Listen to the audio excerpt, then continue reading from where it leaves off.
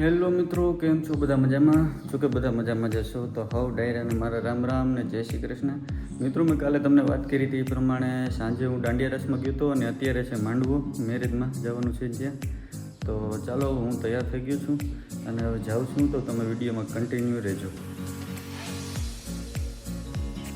તો મિત્રો, હું નીકળી ગયો છું. અમારે અહીંયાથી હાલીને જ જવાનું છે કારણ કે નજીક જ થાય છે. જો હું બતાવું તમને, જો અહીંયા જ છે અમારે જવાનું છે ને, મારે મેરેજ આવ નજીક જ છે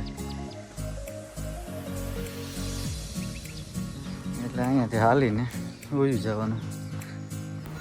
તો મિત્રો, હું મેરેજમાં તો પહોંચી ગયો છું, પણ હું પહોંચ્યો ને ત્યાં તો માંડવો નખાઈ ગયો હતો. પછી આ બધા રસોડામાં કામ કરતા હતા એટલે મેં કીધું હાલો રસોડામાં આટો મારતો હોઉં.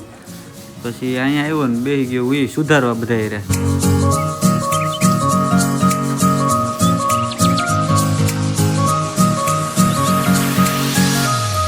અને આ ભાઈ એવડા થઈ ગયા ને તો એને કંઈ કામમાં હાથ નથી બેસતો.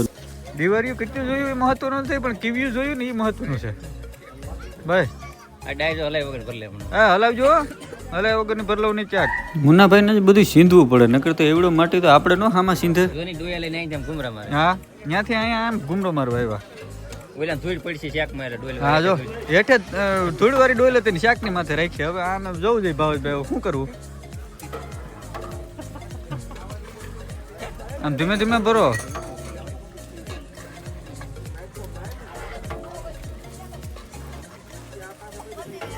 જમી લે તમે બધા. શું કરવા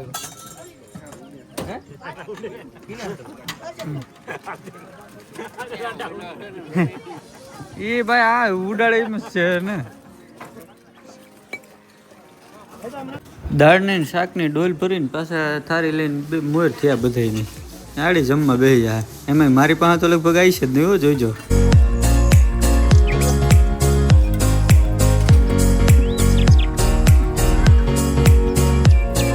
અહીંયા આવતો મુના ભાઈ, અહીંયા આવો મારી પાસે આવતા રહ્યો બેહવા. જો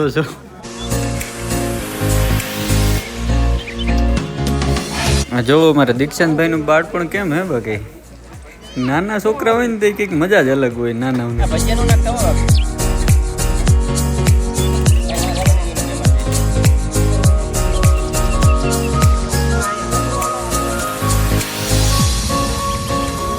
પછી જો આ બેનો જમવા બેઠા ને તો મુનાભાઈને ધરારામાં વળગાડ્યા કે તમે અંદર આટો મારતા આવો, કારણ કે એને તો માથાનું ઘા થાય આ બૈરાની વેશમાં જવું નહીં તો.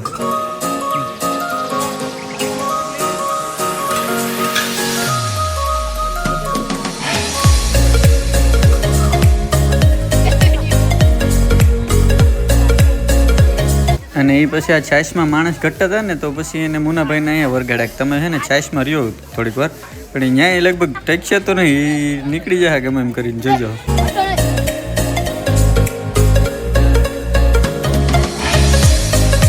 જો નીકળે. જો હું કહેતો તો એમ જ થયું ને. જો 2 ગ્લાસ ભરીને જો ભાગ્યા ગાડીને ઘરના બેઠા ને દઈને આવતા રહે પછી છટકી જાય અહીંયાથી. તો મિત્રો, હવે અત્યારે હું નીકળી ગયો છું જમીને ઘરે જવા માટે, કારણ કે બપોર પછી પાછી જાન છે. સાંજે જાન આવે છે તો જાનમાં આવવાનું થશે. સવારે તો મારે જવામાં મોડું થઈ ગયું હતું એટલે માંડવો તો નખાઈ ગયો હતો અને શાકભાજી સુધારતા હતા અને રસોડામાં એવું કામકાજ હાલતું હતું.